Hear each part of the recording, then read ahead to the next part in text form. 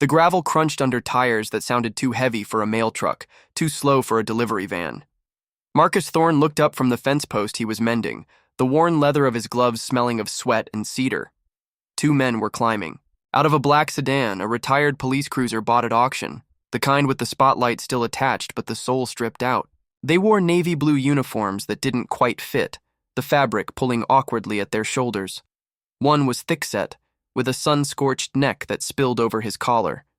The other was wiry, his face a mask of nervous importance.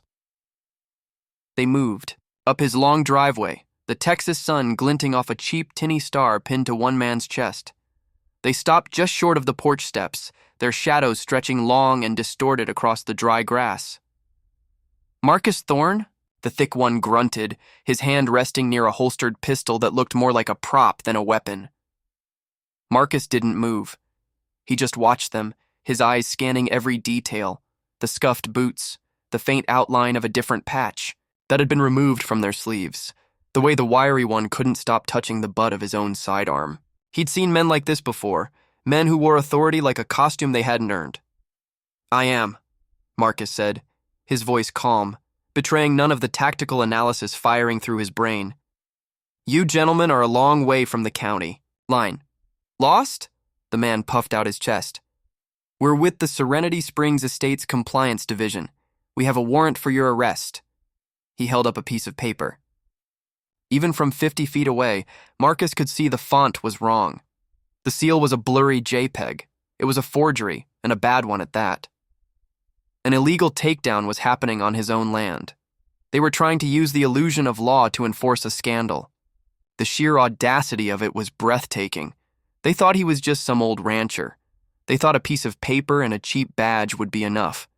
They sent fake cops to arrest the former Attorney General of Texas, forgetting that he wrote the very laws they were pretending to enforce. Where are you watching from? Comment your city. I want to see how far this kind of HOA power reaches. 6 months earlier, the only conflict on the Thorne Ranch was between the squirrels and the blue jays over the bird feeder. Marcus had bought back his family's 100 acres in the Texas Hill Country as an antidote to a life spent in courtrooms and Capitol buildings. He wanted the smell of limestone dust after a rare rain, the sound of cicadas buzzing in the oppressive afternoon heat, and the taste of coffee on his porch at sunrise. He'd traded legal briefs for barbed wire, political debates for the lowing of his small herd of cattle. He was done fighting. The first hint of the coming war arrived not with a bang, but with the quiet whisper of high-grade stationery being pulled from an expensive envelope. The letterhead read, "Serenity Springs Estates, Architectural Control. Committee." The president's name was printed in an elegant, severe font, Bartholomew Finch. The letter informed him that his mailbox, a rustic, sturdy box made of weathered cedar that his own grandfather had installed, was not in compliance with Guideline 14B, mandating a uniform black powder-coated aluminum finish. He was given 7 days to comply or face a $50 daily fine. Marcus had chuckled, tossing the letter onto a stack of old feed bills. His ranch wasn't technically in the Serenity Springs subdivision. He was adjacent. His property deed was dated 1946.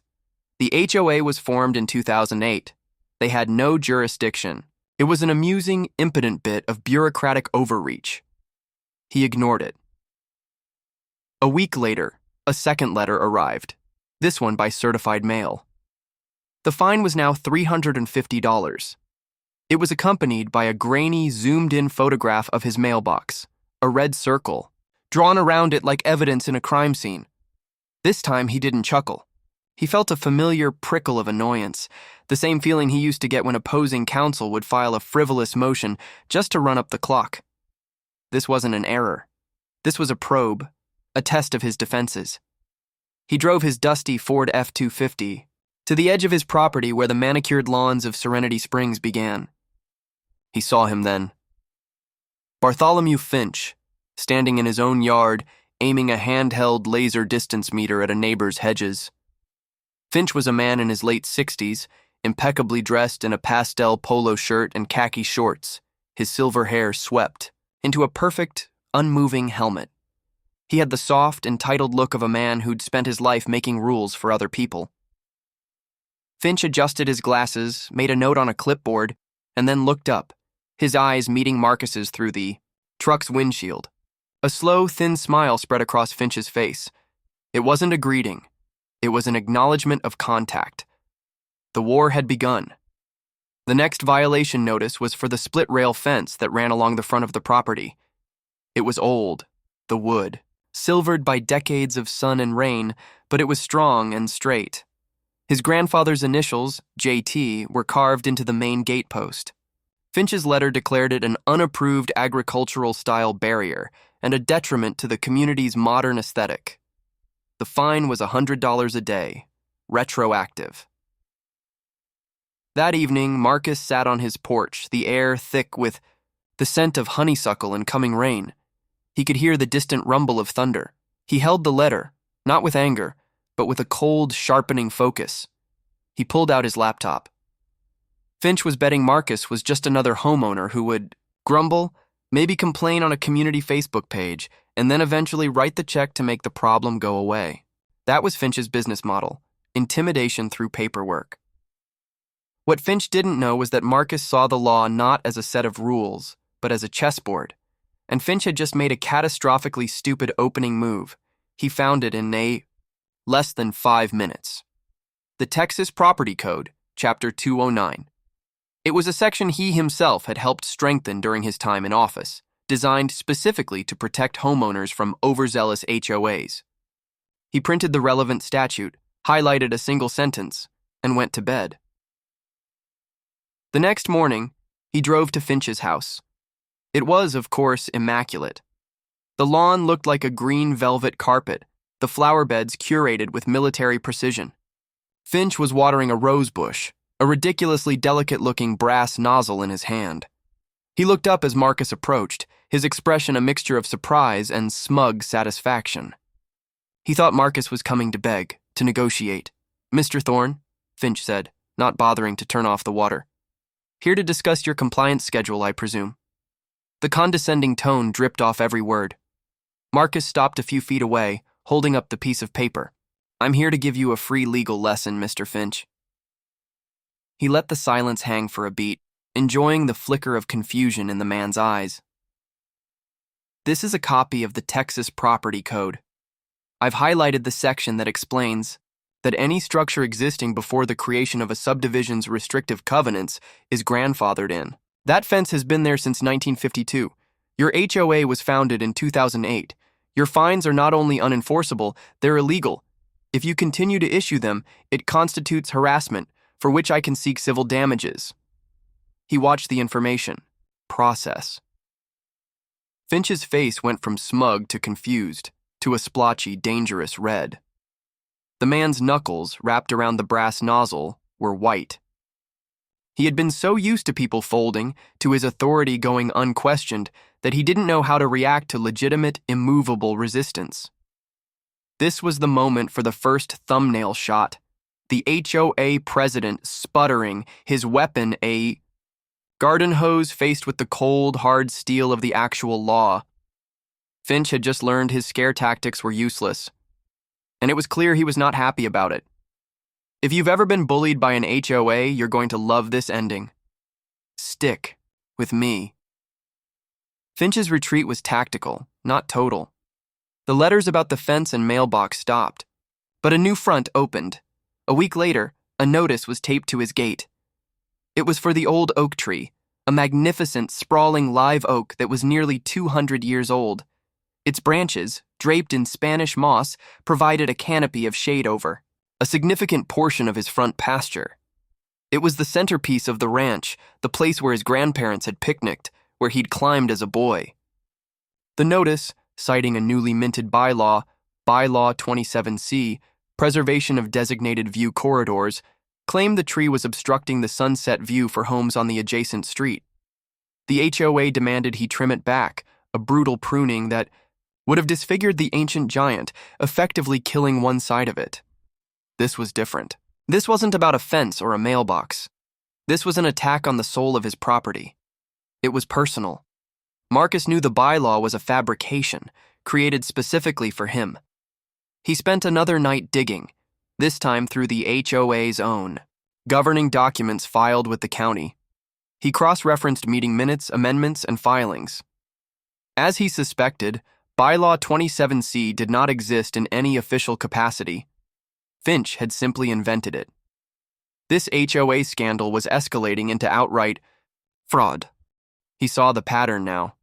Finch didn't use the HOA rules to maintain the community. He used them as a weapon to bend the community to his will. Marcus started talking to his neighbors, the ones who lived on the edge of the development, sandwiched between his ranch and Finch's pristine kingdom. He spoke to Mrs. Gable, an elderly widow whose husband had passed a year prior. Her voice trembled as she told him how Finch had fined her for having a small vegetable garden, claiming it violated the no agricultural use clause, even though her garden was smaller than Finch's own prize-winning rose beds. He spoke to the Rodriguez family, who had been cited because their son's basketball hoop was left out overnight. The stories were all the same, petty, vindictive, and always targeted at those least likely to fight back. What would you have done in my place? Drop it in the comments. Finch, realizing his letters were being ignored, escalated his game. He leveraged his true power base. He was the vice chair of the County Zoning and Planning Commission. It was a staggering conflict of interest, but in a small, rural county, such things often went unnoticed. A few days after Marcus ignored the tree notice, a white county vehicle pulled up his drive. A harried-looking inspector with a clipboard and a stained tie stepped out. "Mr. Thorne?" he asked, squinting in the bright sun. "Got a complaint about an unpermitted structure and a potential line-of-sight obstruction." Finch was trying to use the government to legitimize his personal vendetta. He was laundering his HOA harassment through a county office. Marcus felt a surge of cold fury. He had spent his life upholding the integrity of these institutions, and Finch was using one like a personal bludgeon. Marcus met the inspector on the porch, offering him a glass of cold, sweet tea. The man, whose name was Dave, gratefully accepted. The condensation dripped onto the dry wood of the porch railing. The air smelled of cut grass and diesel from a tractor in a distant field. "Dave," Marcus began, his tone friendly but firm, "you and I both know there's no unpermitted structure on this land. This property's plat map has been on file since before this county even had a zoning commission. As for the tree, you're here on a zoning call, not an HOA complaint. They are two separate legal entities. An HOA's internal bylaws regarding view corridors are a civil matter, and they have absolutely zero standing in county code enforcement." Dave the inspector shifted uncomfortably. He knew Marcus was right. "Look, Mr. Thorne, I just have to follow up on the complaint. My boss, well, he's friends with Mr. Finch." "I understand," Marcus said, cutting him off gently. "But you also have to follow the law, and the law says your jurisdiction ends where my private property rights begin, unless there's a clear violation of county code, which there isn't.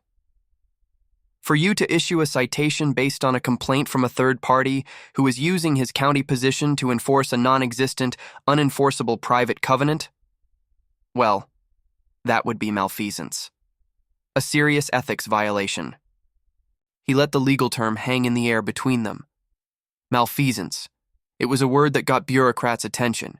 He saw the calculation in the inspector's eyes. On one side, an angry Bartholomew Finch. On the other, a calm, well-spoken man who clearly knew the law better than he did and had just used the word malfeasance. Dave made a business decision. He drained his glass of tea, wiped his mouth with the back of his hand, and sighed. "You know what? I see no violations here. Have a good day, Mr. Thorne." He retreated to his truck, leaving a small cloud of dust in his wake. The victory was satisfying, but Marcus knew it was temporary. He had won the battle, but Finch had just declared total war. He had publicly embarrassed the man, stripping away his veneer of authority in front of a county employee. A man like Finch couldn't let that stand. His ego wouldn't allow it. If you think HOAs should be held accountable, type yes, so we can get this trending. That night, the doubt began to creep in. Not legal doubt, but a weariness. This was exactly what he had retired to escape. The constant conflict, the strategic maneuvering, the ugliness of people who craved power over others. He stood by the old oak, his hand on its rough, deeply grooved bark. The sheer, quiet endurance of the tree was a comfort. It had withstood droughts, floods, and lightning strikes. It would withstand a petty tyrant in a golf cart. He knew he couldn't just keep swatting away Finch's attacks. He had to dismantle the man's entire operation. He needed leverage. He needed to find the source of the corruption. He went back to his laptop, the glow of the screen illuminating his determined face in the darkened room. The air was still and heavy, the only sound the frantic chirping of crickets outside his window and the quiet, steady click of his keyboard. He wasn't just a rancher anymore. He was the Attorney General again, building a case. He pulled up the articles of incorporation for the Serenity Springs HOA. He scanned the list of founding board members, and then he saw it. The name of the developer who had originally created the subdivision, and by extension, the HOA. It was a company called Finch Premier Properties. Bartholomew Finch hadn't just taken over the HOA. He had created it. It was his own private kingdom, and he had been running it for his own benefit from day one. He kept digging, cross-referencing property sales with campaign donations to local officials. A pattern began to emerge. Finch would buy a tract of land, use his position on the zoning commission to get it approved for high-density development, and then use his HOA to enforce draconian rules that made life miserable for anyone who crossed him. It was a self-contained ecosystem of power and control, and then he found the smoking gun. It was a digital copy of an HOA covenant amendment, filed with the county clerk 3 years earlier. The amendment gave the HOA board the power to place liens on properties for bylaw violations, and most chillingly, to employ independent contractors for compliance enforcement. It was buried deep in a stack of other filings, mislabeled and barely scanned. The signatures on the document were from a board meeting that, according to the HOA's own public records, never happened. The signatures of the other board members looked off. Digitized, potentially forged. This single document was the illegal foundation for Finch's entire reign of terror. It was the legal authority he was using to threaten his neighbors, the power he was leveraging to send fake cops to a former attorney general's ranch. Marcus leaned back in his chair, the pieces clicking into place. The smell of the old paper and dust in his office suddenly smelled like a courtroom. This wasn't just a civil dispute anymore. This was a criminal conspiracy. And he now had the evidence to expose the whole rotten scandal. The takedown was on. The faint blue light of the monitor painted Marcus Thorne's face in stark relief against the shadows of his study. The forged amendment glowed on the screen, a monument to Bartholomew Finch's arrogance. The discovery didn't bring the immediate elation of a courtroom victory. Instead, it settled in his gut like a piece of ice. This document, this single piece of digital paper, was the linchpin of Finch's power. It was the illegal architecture supporting his entire corrupt enterprise. Marcus now understood that Finch wasn't just a bully. He was a common criminal wrapped in a pastel polo shirt. The fight had changed. This was no longer a defensive action. It was a prosecution. The next morning, the air was cool and carried the scent of damp earth from the dew. Marcus bypassed his usual routine of mending fences and checking on the herd. He drove his truck not towards the feed store, but into the heart of Serenity Springs. He parked in front of Mrs. Gable's small, perfectly kept cottage. She was tending her controversial vegetable garden, her small frame stooped over a row of tomato plants. The sight of his truck made her stand up straight, wiping her hands on her apron, her face etched with worry. "Mr. Thorne," she said, her voice a nervous whisper, "is everything all right? I saw that county truck leave your place yesterday." "Everything is far from all right, Eleanor," Marcus said gently. He sat with her at a small wrought iron table on her patio, the scent of crushed mint and tomato leaves hanging in the air. He laid it all out for her, the fake bylaws, the zoning commission abuse, and finally, the forged amendment. He watched her absorb the information, her initial fear hardening into a quiet, simmering anger. She had lived here for 30 years, long before Finch had turned the neighborhood into his personal fiefdom. "I knew it," she finally said, her knuckles white as she gripped her teacup. "My Henry, God rest his soul, he was on the first board. He kept every piece of paper. He always said, "You never know when you'll need the receipts." Her eyes lit up with a spark of defiance. "I think I have the minutes from every meeting that year. The real ones." This was it, the corroborating evidence. "Eleanor, what Finch did isn't just breaking the rules," Marcus explained, his voice low and serious. "When you knowingly file a falsified legal document with a government body for financial or personal gain, it's a felony. In Texas, it's called tampering with a governmental record. We're not just fighting an HOA takedown anymore. We're exposing a criminal scandal." He let the weight of the word, felony, settle between them. It changed the stakes entirely. This was no longer a dispute over garden gnomes and mailbox colors. This was about putting a man in jail. What they did next almost made me lose everything, but it also gave me the win of my life. Finch, oblivious to the case being built against him but incandescent with rage over his public humiliation with the county inspector, unleashed a new wave of attacks. It was a week of escalating psychological warfare. The montage of his madness began on Monday, with a torrent of certified letters, each one containing a new, more ludicrous violation. One claimed his cattle, visible from the road, violated a no livestock clause that didn't apply to his agriculturally zoned land. Another cited his barn's tin roof for reflecting too much sunlight. The fines totaled in the thousands, a clear attempt to bleed him dry through paperwork. On Tuesday, the intimidation began. A pristine white golf cart, not Finch's usual, beige one, but a different model, began making slow, silent passes along the road fronting his ranch. Inside were two of Finch's known cronies from the board, their faces impassive, their eyes hidden behind dark sunglasses. They never stopped, never said a word. They just drove back and forth, a constant menacing presence. The sound of the electric motor's quiet hum became an unnerving soundtrack to Marcus's day, a persistent reminder that he was being watched. The escalation turned physical on Wednesday. Marcus woke to an unnatural silence. The usual sound of his cattle lowing contentedly by their water trough was replaced by distressed, agitated calls. He ran outside, the dry grass crunching under his boots. The large trough was nearly empty, the ground around it a muddy soup. Someone had come onto his property in the night and deliberately cut the main water line with a pair of bolt cutters. The PVC pipe was severed with a clean, brutal efficiency. His animals were thirsty and panicked. This was a thumbnail moment of pure villainy. The sabotaged lifeline, the suffering animals, the violation of his sanctuary. Finch had crossed a line from legal harassment to criminal vandalism. The smell of the muddy earth mixed with the metallic tang of his own anger. This illegal act was a declaration that the rules of civilized engagement were over.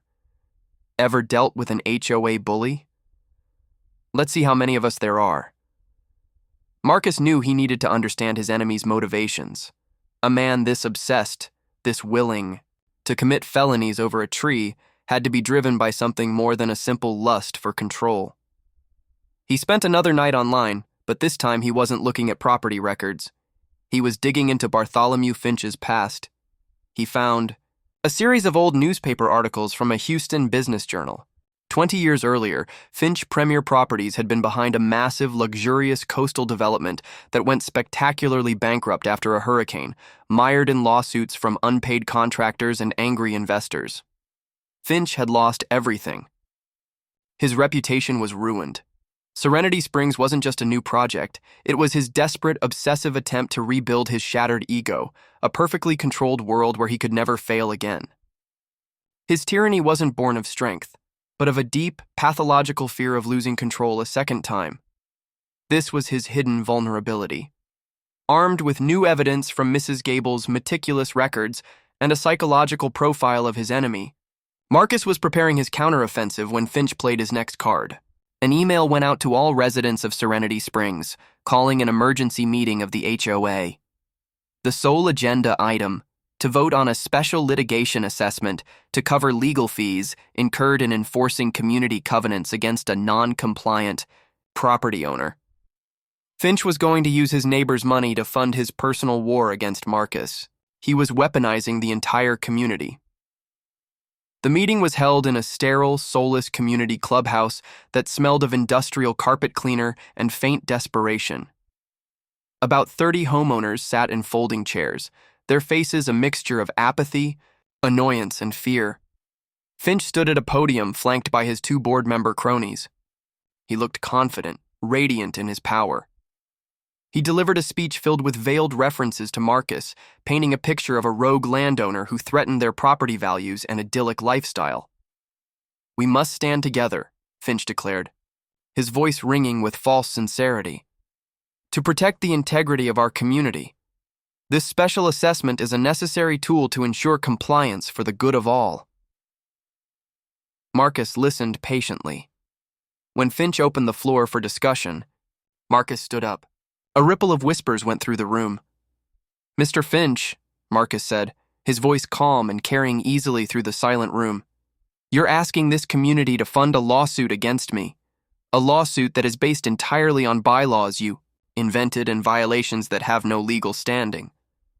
Before you call this vote, I think your board members should be aware of a legal principle called fiduciary duty." He saw a flicker of panic in the eyes of the 2 men sitting next to. "Finch, an HOA board has a fiduciary duty to act in the best financial interest of its members," Marcus continued, his tone becoming that of a law professor. "Using community funds to pursue a personal vendetta, especially one based on fraudulent grounds, is a gross breach of that duty. There is a vast body of case law.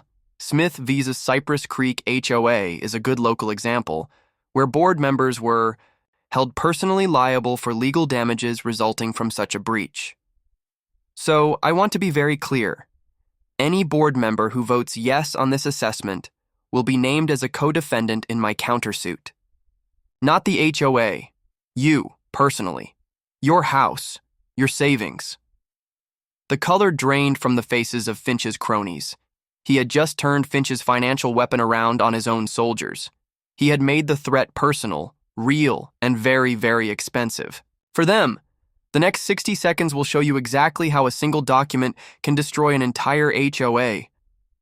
Before Finch could respond, a small, quavering voice piped up from the back.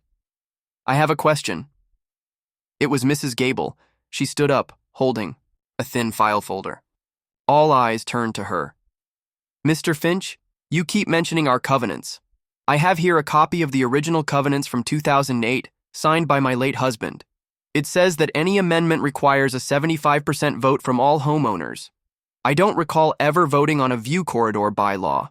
Could you please provide the minutes and the certified vote count for that amendment?" The room erupted in murmurs. Finch's face was a mask of fury. He was being challenged by the very people he thought he controlled. His power was based on their silence, and the silence had just been broken. "That's out of order," Finch barked, banging a small gavel on the podium. "We are here to vote on the assessment." "Actually," Marcus interjected smoothly, "Mrs. Gable's question is perfectly in order. And while we're on the topic of procedure, many HOAs of this size in Texas fall under the state's Open Meetings Act.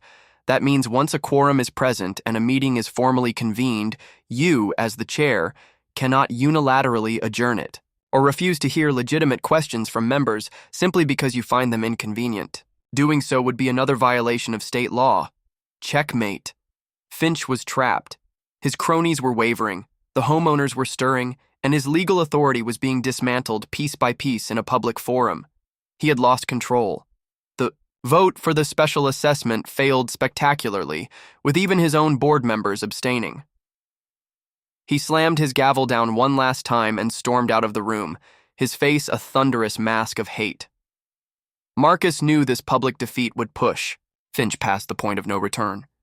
A wounded predator is the most dangerous. 2 days later, a local sheriff's deputy, a real one this time, arrived at his gate. He wasn't there to arrest Marcus. He was there to serve him. Bartholomew Finch had filed a lawsuit. It was a massive, sprawling complaint full of baseless accusations, from property damage to defamation. It was a classic slap suit, strategic lawsuit against public participation, designed not to win, but to intimidate and bury him under a mountain of legal paperwork and crippling fees. Marcus took the thick stack of documents from the deputy, the paper feeling heavy and ominous in his hands. He thanked the officer and walked back to his porch, the ink on the pages smelling sharp and acrid. He sat down in his rocking chair and began to read. He expected lies. He expected fraudulent claims. What he didn't expect was the name at the bottom of the page, under the signature line for the plaintiff's counsel, Law Offices of Sterling and Vance, lead attorney, Robert Vance. A slow, cold smile spread across Marcus's face. Robert Bulldog Vance, a notoriously ruthless, take-no-prisoners litigator from Dallas who specialized in crushing people like him. Finch had hired the most expensive gun he could find, but what Finch didn't know, what he couldn't possibly know, was that 20 years ago, when Marcus was a young prosecutor in the AG's office, his very first major white-collar crime conviction had been against a fraudulent real estate syndicate. The key witness who turned state's evidence, the man who sang like a canary to save his own skin from a long prison sentence, was a junior partner at the firm, a young, terrified lawyer named Robert Vance. Marcus held the lawsuit in his hand, the key to his victory. Finch thought he had just unleashed a bulldog. He had no idea he'd just handed Marcus the leash. The name on the lawsuit felt like a key clicking into a lock. Robert Vance. Marcus. Thorne sat on his porch, the heavy legal papers resting on his lap as the sun dipped below the rolling Texas hills, painting the sky in fiery shades of orange and purple. The air grew cooler, carrying the scent of dry grass and distant cattle. He remembered Vance not as the fearsome bulldog litigator from Dallas, but as a sweaty, terrified junior associate in a badly fitting suit, stammering on a witness stand, trading his boss's freedom for his own. Finch, in his arrogant desperation, had hired the one man in Texas who had every reason to fear Marcus Thorne. Marcus picked up his phone. He didn't call his own lawyer. He was his own lawyer. He dialed the number for Sterling and Vance in Dallas. The receptionist was polished and professional, but he cut through the pleasantries. "This is Marcus Thorne. Put me through to Robert Vance. Tell him it's about the Galveston Wharf case." There was a click, a moment of dead air, and then a voice he hadn't heard in 2 decades, a voice now strained with a carefully controlled panic. "Thorne, I had no idea you were the defendant in this case." "I'm sure you didn't, Bob," Marcus said, the name a deliberate jab, a reminder of the power dynamic between them. "You've done well for yourself. I imagine you wouldn't want the Texas Bar Association revisiting the details of your testimony in that case, or the circumstances under which you gave it." The silence on the other end of the line was thick with the weight of a ruined career. "Here's what's going to happen. You're going to accept service for my countersuit, which I am filing tomorrow morning. You're going to schedule a deposition for your client, Bartholomew Finch, for next week. And you are going to advise him to answer every single one of my questions. Am I clear?" A choked sound came through the phone. "You're putting me in an impossible position." "You put yourself in this position 20 years ago, Bob," Marcus said, his voice flat and cold as steel. "I'm just collecting on an old debt." He hung up the phone. The first move in the final battle had been made, not with a legal filing, but with a ghost from the past. His countersuit was a masterwork of legal aggression. He didn't just ask for Finch's lawsuit to be dismissed. He alleged a pattern of racketeering, fraud, conspiracy, and criminal vandalism. He filed it under the RICO Act, a statute designed to take down organized crime syndicates, arguing that Finch had operated the Serenity Springs HOA as a criminal enterprise. He named Finch and his 2 board cronies personally, seeking not only damages but the forfeiture of all assets gained through their illegal activities. This wasn't a shield, it was a guided missile aimed at the heart of Finch's corrupt empire. The news of the lawsuit, particularly the RICO charge, spread through the community like a wildfire, exposing the HOA scandal to the light. If you believe no one is above the law, hit subscribe so we can take down every corrupt HOA together. Met with Mrs. Gable to prepare her. They sat in his study, the room filled with the leathery scent of old law books. He explained the next step. "A deposition isn't a trial, Eleanor. It's a fact-finding meeting where I get to question Finch, under oath in front of a court reporter, His lawyer will be there, but he can't stop him from answering. Most lawyers use it to discover what the other side knows. I'm going to use it as a trap. He explained how everything said in that room was sworn testimony. A lie wasn't just a lie. It was the felony crime of perjury. The deposition was the chessboard, and he was about to maneuver Finch's king into a position from which there was no escape. The day of the deposition arrived. The meeting took place in a sterile conference room in a downtown Austin law office. The air hummed with the low thrum of the air conditioning. Robert Vance sat next to Finch, his face pale and slick with sweat, his eyes avoiding Marcus's at all costs. Finch, however, was the picture of arrogant defiance. He wore a crisp pink polo shirt and a smug grin, clearly having been prepped by Vance to be as obstructive as possible. He believed he was untouchable. Marcus began, his voice disarmingly calm. He didn't start with the fence, the tree, or the forged documents. He started with Houston. Mr. Finch, let's talk about your company, Finch Premier Properties, specifically the failed development at Pelican Bay in 2003. Could you describe for the record the financial collapse of that project? Vance immediately objected. Relevance? This is a discovery fishing expedition. It's highly relevant, counsel, Marcus said, not taking his eyes off Finch. It speaks to motive and a pattern of behavior. The court will allow it. Vance knew he would, and subsided, muttering. Finch's smug grin tightened. It was an unfortunate business reversal, a hurricane, an act of God. An act of God, Marcus repeated softly. The courts, as I recall, saw it differently. Weren't there multiple lawsuits filed by investors and contractors alleging fraud? Alleging you had used substandard materials and falsified inspection reports to cut costs? He let the accusation hang in the air. Finch's face began to flush a dangerous shade of crimson. He was losing his composure, just as Marcus intended. He was agitating the man's deepest vulnerability, his catastrophic failure. For an hour, Marcus questioned him about his past, dragging every skeleton from Finch's closet. By the time he was done, Finch was seething. His carefully constructed facade of a respectable community leader shattered, revealing the bitter, terrified failure underneath, and Marcus pivoted. Let's move on to Serenity Springs. I'd like to talk about Bylaw 27C, the preservation of designated view corridors you used to threaten my historic oak tree. He slid a document across the polished mahogany table. It was the forged amendment. I'm showing you what's been marked as Exhibit A. This is the amendment you filed with the county clerk. Is this a true and accurate copy? Finch glanced at it. His confidence returned. This was his ground, his kingdom, his rules. It is, he said with a sneer, filed and recorded, perfectly legal. So you swear, under oath, that this document is authentic, that the meeting to approve it took place on the date specified, and that the signatures of your fellow board members are genuine?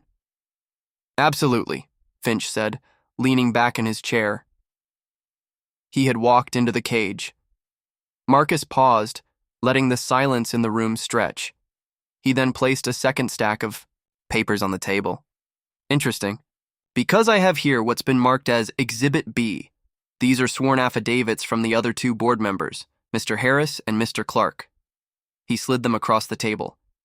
In their affidavits, they both testify under oath that no such meeting ever took place. They testify that they never saw this amendment before my attorney, that's me, showed it to them. They testify that those are not their signatures. They were forged. The color drained from Finch's face. He stared at the affidavits, then at his own lawyer. Vance looked like he was going to be physically ill. He wouldn't meet Finch's gaze. The smugness was gone, replaced by the wild, cornered look of an animal in a trap. Mr. Finch, Marcus said, his voice now hard as granite, you have just committed perjury, a felony. You used a fraudulent document to harass, intimidate, and extort money from the residents of your community. You did this using the HOA as your shield. But there's a legal concept I'm sure your high-priced lawyer is familiar with. It's called piercing the corporate veil. He leaned forward, his eyes locked on Finch. When an individual uses a corporate entity, like an HOA, to perpetuate a criminal enterprise, the law disregards that entity. The shield vanishes. Everything you did, every fine you levied, every threat you made, you did as an individual. You are personally liable for all of it, every single penny. The room was silent save for the hum of the air conditioning. This was the thumbnail moment. The HOA president's face, a mask of pure, unadulterated shock, his empire crumbling, around him in a sterile conference room. The illegal takedown he had planned for Marcus had just spectacularly backfired. The justice he had perverted was now coming for him. The aftermath was swift and total. Facing felony charges for perjury and tampering with a governmental record and a RICO lawsuit that would strip him of everything he owned, Bartholomew Finch collapsed. Vance, eager to distance himself from the train wreck, dropped the slap suit and advised his client to settle the countersuit immediately. The terms were unconditional surrender. Finch paid a massive settlement, resigned from the HOA board and the county zoning commission, and put his house up for sale. His two cronies had already resigned in disgrace. The reign of terror was over. Marcus used a portion of the settlement to create a restitution fund, paying back every homeowner, like Mrs. Gable, who had been targeted by Finch's illegal fines. The rest he placed in a trust for the community's maintenance, ensuring they would be financially stable for years. A month later, he called a new HOA meeting in the same clubhouse. But this time, the atmosphere wasn't one of fear. It was one of liberation. The air smelled of hope. Marcus stood not at a podium but among his neighbors. For years, he told them, one man used the complexity of the law to intimidate you. Today, I want to show you how the law can be used to empower you. He explained that under the Texas Property Code, a corrupt or defunct HOA could be legally dissolved by a majority vote of the homeowners. You don't have to live under the threat of another tyrant. You have the power to take back your community, to reduce this HOA to a simple road maintenance agreement, and to restore the property rights you should have always had. He had prepared the paperwork. The vote was unanimous. The Serenity Springs Estates HOA was officially dissolved. The scandal was finally fully exposed and eradicated. Your story could be next. Comment your HOA horror below, and I might cover it. A few weeks later, Marcus was out mending the old split-rail fence his grandfather had built. The late afternoon sun warmed his back, and the scent of freshly cut hay drifted over from a neighboring field. He wasn't alone. Mrs. Gable was there, tending a small patch of wildflowers she'd planted near the gate. The Rodriguez family was there too, their son helping Marcus stretch a new line of wire. They worked in comfortable silence, the quiet sounds of their labor a testament to a community healing itself. Marcus ran his hand over the weathered gatepost, his fingers tracing the JT his grandfather had carved there so long ago.